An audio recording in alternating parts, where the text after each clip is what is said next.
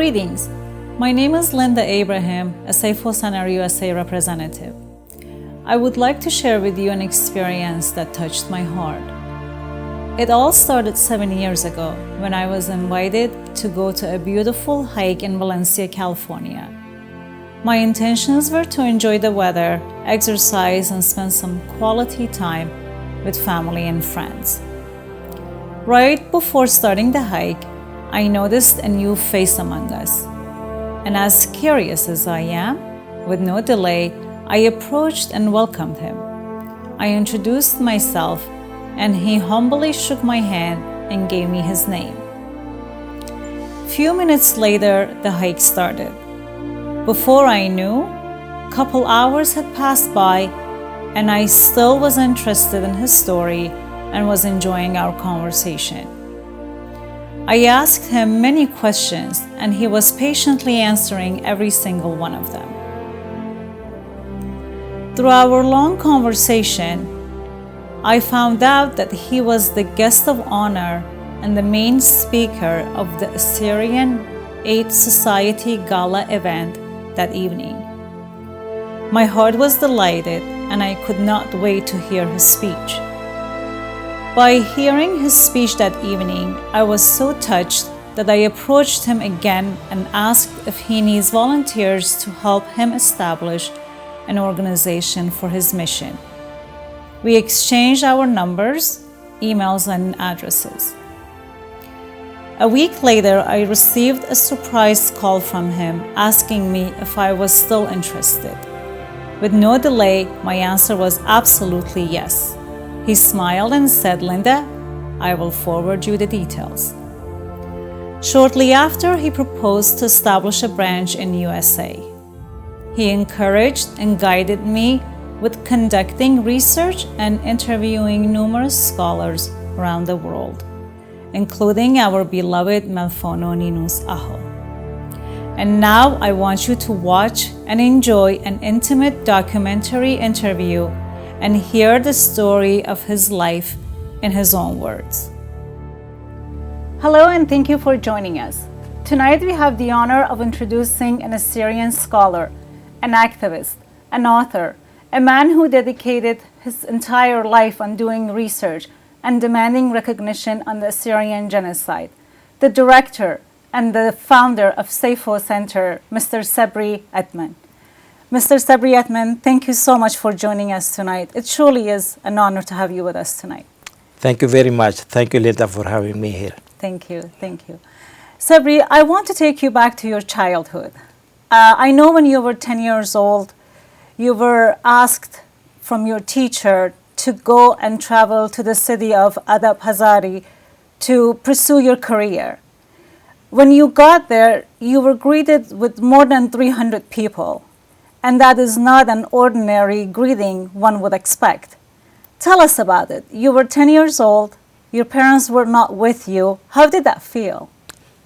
You know, I was born in a village, in a Syrian village called Arbo in Torabdin, when all people, they spoke Assyrian in my village. I was about 7 years old when we get the first school in Arbo. And we had a teacher called Mustafa Sert. His name was Mustafa Sert. After 2 years teaching us, he told my father to take me with his wife to Adapazarı, which was close to Istanbul. I remember a little bit how we went to Adapazarı. It took 2 days for us to arrive to the Adapazarı. When I was there were many people. They were waiting for me, because they heard about Assyrian Christian that was coming to their village. And I spent there in Adapazarı with these people, and I had a lot of experience from this time, because I was a child, 9 years old. And I remember also my mother was not very happy about it, because again, 9 years old child to go to Adapazarı. It was long. And I stayed 1 year there. After a year, my father came back to Adapazarı, took me back to Arbo. Why did you go there, Sabri? What was the purpose of going to Adapazarı? My father's name was Shamun, Assyrian name. When he did his military service, he get a lot of difficulties because his name was Christian name, Assyrian name, and nobody spoke fluent Turkish in our village. And my father knew about the importance of education. When he thought, if I go with my teacher to Adapazarı, and definitely I would learn good Turkish. And he was right. When I went to Adapazarı, I came back with good Turkish. And beside Turkish, it was more than my village. I saw a city. I saw different people. 9 years old, but until today, I travel from place to place. Yeah, this is my life. And then when you were 18 years old, you were in school and you defended one of your Armenian friends in school. And then they suspended you from school. After that, you had to leave Turkey for political reasons. Sure. You went to Sweden and you published a book in Sweden. Yes. And I believe that's how the journey of Safeo Center started, from writing that book. Take us through that journey. Maybe again it started in Arbo, in my village. My grandfather we had 7 churches in my village. We were 70 families with 7 churches. And as a child, I could see my grandfather, how he was crying. And he didn't speak. He didn't want to speak with anybody. But we knew that my grandfather was crying for his 2 brothers that he lost during the Safeo. And I heard a lot of stories about that. And when I went to Adapazarı, from Adapazarı to Istanbul to study at the known college, Atatürk Erkek Lisesi, I knew a little bit what happened to Armenian, Assyrian. And one of our teacher, the director of the school, when 1979, when he opened the doors and was swearing to the Armenians, I was like people from Hakkari, Tur Abdin. I couldn't accept that the director was swearing, using bad words against towards the Armenians, and I protested. And I said, sir, you are not allowed to use this kind of language against the Armenian, because also my schoolmates was Armenian by name Jack Karayan, and he didn't maybe dare to say anything. I was Assyrian, I didn't have anything to lose. I protested, and the teacher came and he slapped me once in front of my friends, and I protested again. He did it again, and the 3rd time, believe me, Linda, I start to swear all swear word that I learned from Arbo against my teacher. And after all, they called the police. I was taken to the police station. I spent 2 nights at the police station, and it was at the beginning that I was kicked out from the college. And I became politically aware, politically active. From Istanbul, I escaped to Austria, to Vienna. I was there for 5 years. I was working and studying, but I didn't get my paper done. So after 5 years, I decided to go to Sweden and start with a life in Sweden. Sabri, you tell us about your book. What was the first book that you published in Sweden? What was it called? And I know the journey, Safeo Center Journeys, started from that book. Tell us about that. The book was written in Swedish. It was not about genocide. It was why the Assyrian immigrated to Sweden, which kind of economical benefit Sweden, European countries can take from the immigrants. But I gave some facts also about Assyrians living in Turkey. And I was telling not only Armenians, but also Assyrians were killed in Turkey. And suddenly I got a letter after a while from Turkish guy. He was calling me a liar. He was calling me that I hate Turkey, Turks, and the information that was in my book was wrong.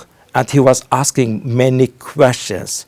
And many of these questions, I said, this guy, he is right. I don't have this knowledge. I started to read about the Assyrian genocide. So I get a lot of information.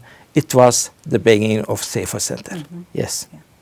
Sabri, in your opinion, how does a genocide affect a nation?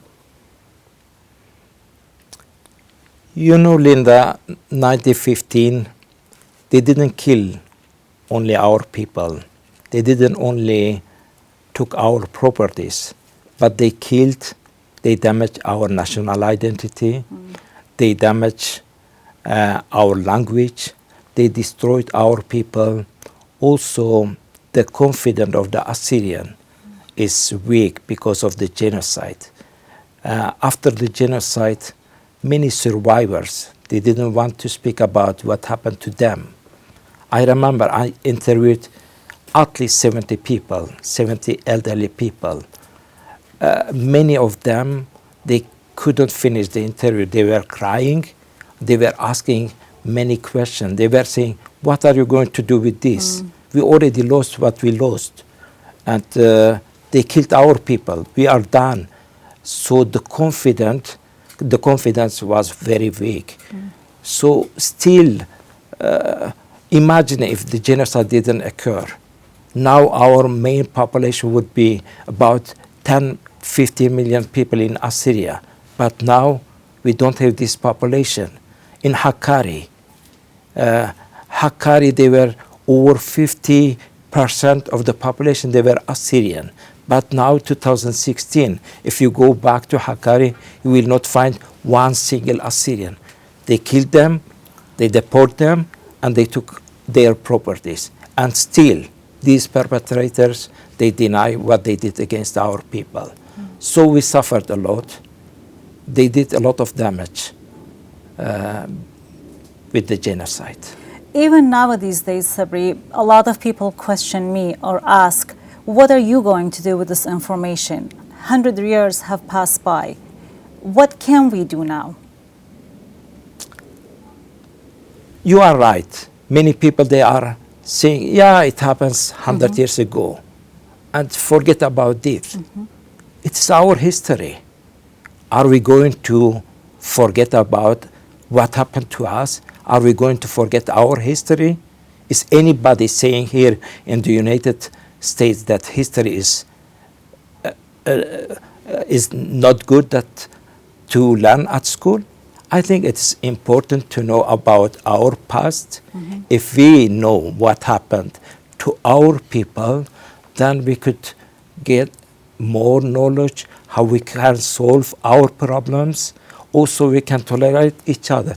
Take, for example, the name issue that we have among our people. Assyrian, Chaldean, Syriac, Babylonia, Akkadian, etc., etc.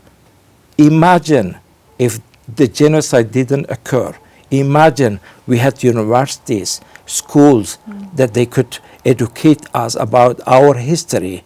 Then we could solve all this problem very easily, because we didn't get this chance, this institute that could teach us about our history, about our identity. This is the reason sometimes we are fighting against each other for nothing about the name issue. I think the genocide is important to know. Also, to know about past genocide, to have knowledge, also can prevent future genocide, future crimes. It is very important. When it comes to Assyrian genocide, do you think the world is denying it or ignoring it? Denying, I can't say that. Turkey denies. Some Kurdish organizations and perpetrators, they deny what they did against our people.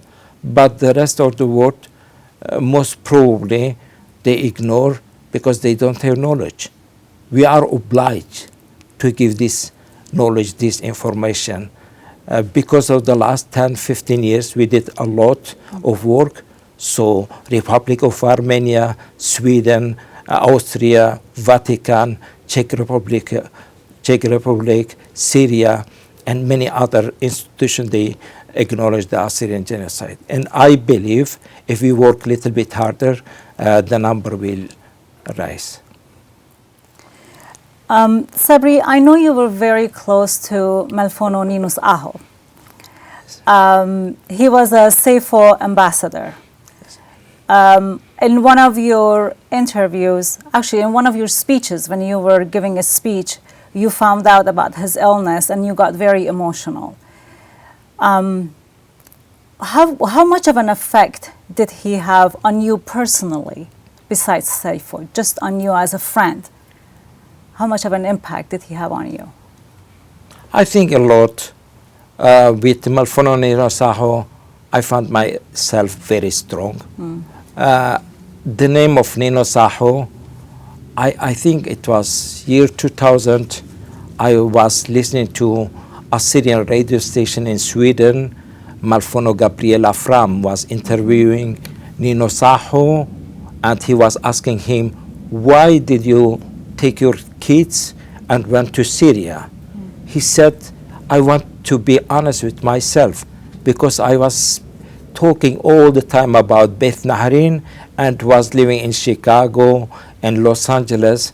I wanted to see how it's possible to go and live in Mesopotamia in Beth Nahrin. I took my kids and went there. The language that he was using, the words he was choosing, it was amazing. I said, this guy, he knows Arbo, he knows Tur Abdin, he knows Mosul, he knows Ankawa, he knows many places. And I found he's very great Amthanaya, and I had the chance to meet Malfono Ninus Aho by accident 2004 in Holland. And since I met him until he died, we had contact, and every week, if we didn't spoke 3-4 times, at least 2 times, we were on the phone together. We were together in Sweden, in Australia, in Holland, in Germany, and he was Safeo Center Embassy, and a great friend. You know what I like with Malfono Ninus Aho? It happens to me if you took the phone and called him 3 a.m. in the morning, told him, what are you doing, Malfono? He was saying, I'm sleeping. Do you need anything? Just give me a few seconds. I will wash my face. I am ready. He was ready he was dedicated his life for Amtha, for Assyrian. So for me, it was the guy that I was looking. It was really, he gives to me, to Safeo Center, a lot, and still I am missing Malfono Ninus Aho. There are many Malfono Ninus Aho in our community. I am very happy for that, but it was a great loss. And still, I have Malfono Ninus Aho in my heart, and he is still Safeo Center Embassy. Absolutely. He's in everybody's heart. He definitely impacted a lot of hearts and lives, and I know he personally touched my life as well. Yes, yes. Ninus Aho said, through Safeo we will unite. Urchet Safeo atur b'chayete. He would always say that. As a director of Safeo Center, what message do you have for Aturaya Khate? Because we all want, and it is our dream and wish, for Assyria to rise in 2050. You know, I think I was 14 years ago, I was in a city called Norrköping in Sweden. I was invited by Assyrian organizations and churches. They were calling them in different names. Some of them, they were insisting they are Arameans, some of them Syriac, and other, they were calling themselves in different name. When I went, there were 6 priests. They said, you know, for 30 years, we couldn't talk to each other. We didn't have anything coming together. But this presentation brought us all together. And for me, it was amazing to hear from these people, 30 years, they couldn't talk to each other, they couldn't do anything, but Safeo, because the genocide, because the history brought these people together to be humble, to try to understand each other. So I think definitely Malfono Ninus, he was right that Safeo, our history, will bring people together, and still we bring people together. And Malfono Ninus' dream was, like many other countries, we recognize the Assyrian genocide. I think by Armenia recognized the Assyrian genocide, so it is very important that Armenia recognized it, because Armenia, what they are saying, they are saying we were not alone when we were killed. Among us, they were also Assyrian and Greeks. So it means 28 countries that recognize the Armenian genocide will in the future recognize the Assyrian genocide as well. Okay, all right. Were there any other perpetrators besides the Ottoman Turks that were involved in the Assyrian genocide? Yes. The genocide was organized by the Progress Union Party called Ittihad and Teraki, but the Kurdish forces also participated on the killing of the Assyrian and Armenians. Not only killing, but they took also our properties. For example, in Hakkari, more than 50% of the population in Hakkari were Assyrians. But now, year 2016, if you go back to Hakkari, you will never find one single Assyrians left. All, they are gone. Also their properties, they are taken by the Kurds. The same in Diyarbakir, in Mardin, in Bitlis, in Van, in Urmia, and many other places that our people were living. So the Kurds participated, not only Turkey, but also Kurds. They have to acknowledge and apologize, recognize the Assyrian genocide. Sabri, why is Turkey denying the genocide? Because the killers, the perpetrators, they committed genocide against our people. Turkish education system consider them as their heroes. For us, Talat Pasha is like Adolf Hitler, but for them, it is the founder of Turkey. Yeah. And secondly, they took our properties. The richest people now in Turkey, they are rich. You know why? Because they killed our people, they killed the Armenians, also they took their properties. And they think if they recognize the Armenian Assyrian genocide, then they have to pay. And thirdly, also it is because of their identity, it's part of their identity, and that means the genocidal mentality still exists in Turkey. And few years ago, one of the Turkish general, he said, tell them, he was smashing the Armenians, if they don't stop blaming Turkey, we can do it against them. So he was threatening the Armenians. The same with our people. So the genocidal mentality still exists in Turkey, and this is the reason why Turkey denied the Assyrian and Armenian genocide. And as we can see, the genocide on our nation is still happening today. What can we do to prevent that? You know, when we speak about genocide, we don't mean only 1915. The genocide is a process. 1843, 1894, 1896, 1909, 1914, 18, 1933, Simele massacre, and 2016. Still the genocide occur in Iraq and Syria against our people. If we know enough about the genocide, if there are enough forces, United Nations, great powers, if they acknowledge, condemn, punish the perpetrators, it means they will go and rescue our people. This is the reason we want that the past genocide should be condemned enough, so in order to prevent future genocide. So it is important because it happens to us. It's important also for our future. We don't want future genocides, and the best way to prevent future genocide is to condemn and punish the perpetrators. Do people support Safeo Center, and how can they support Safeo Center?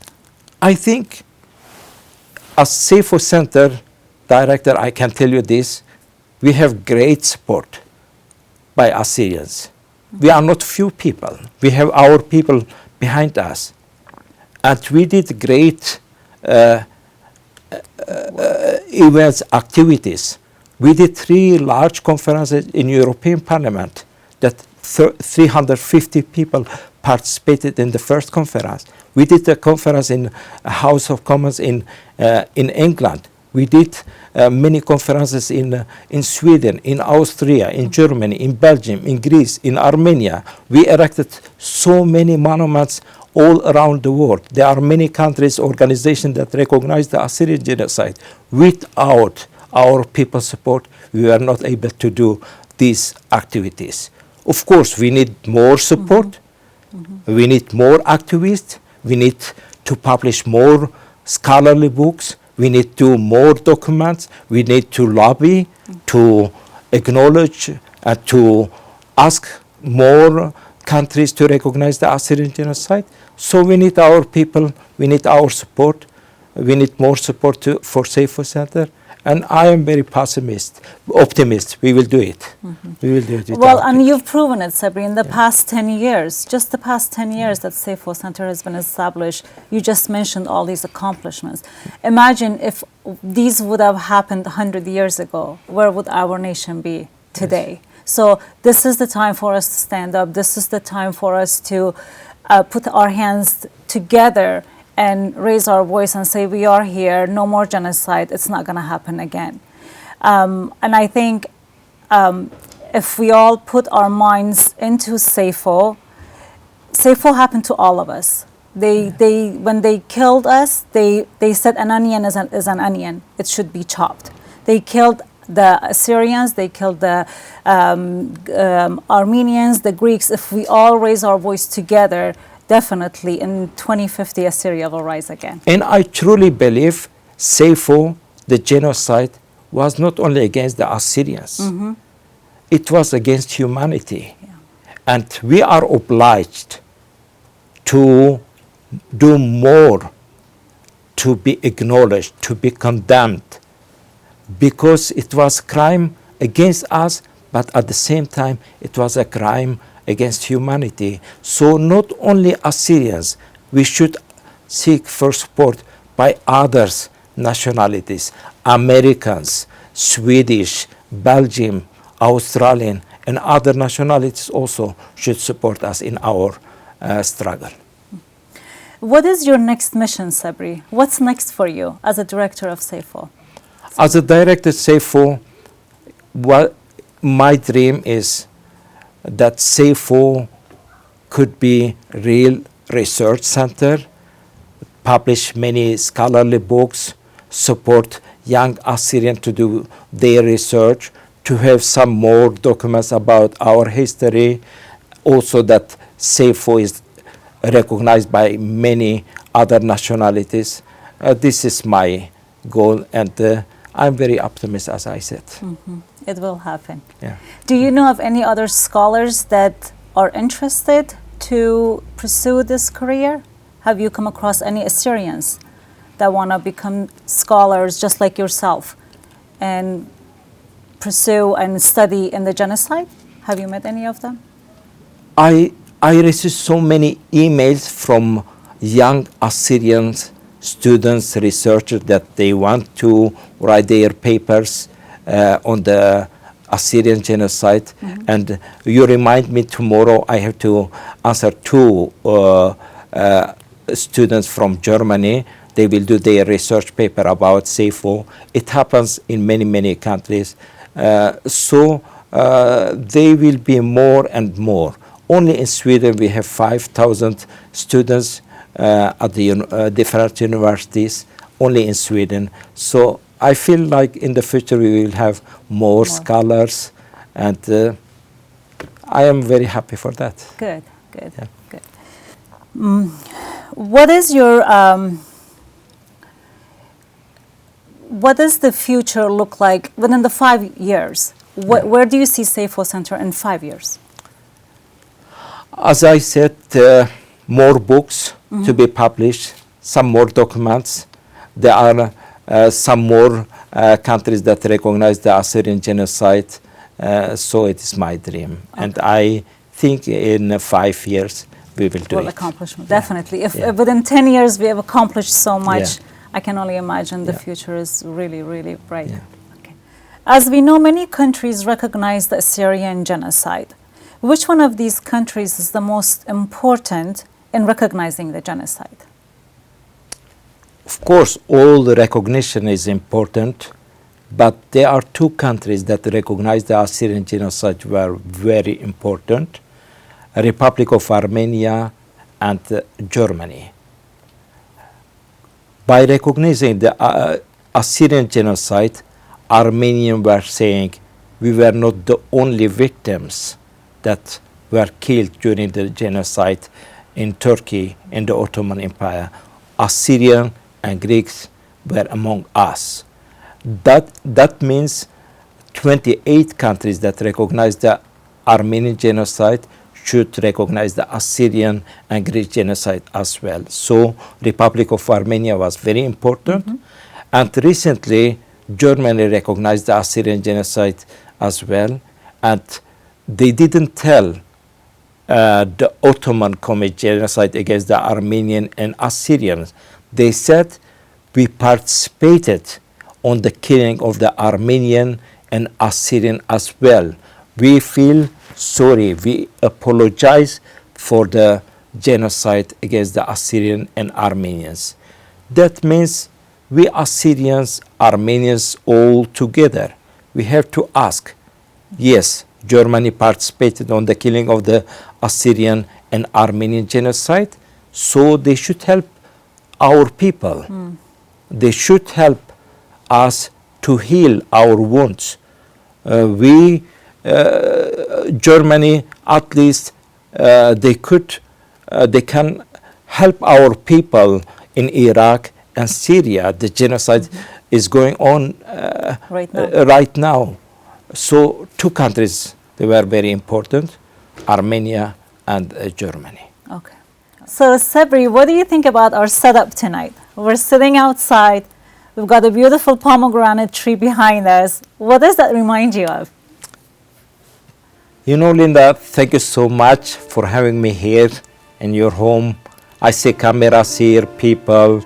I see Armunta, Remune, trees there. I see sky, very beautiful weather. Really, I feel very happy to be here, to be interviewed by you. I feel great. It reminds me to Rabdin. I feel in my village. You feel at home? Yes, yes. Well, thank you, Sabri. Thank you so much for being with us tonight. It truly was an honor to have this moment, this interview with you. You truly are a hero for us. Thank you, Linda. Thank you. An act of genocide has been committed to our Assyrian nation in the hands of Ottoman Turks and their former allies, the Kurds, during World War I.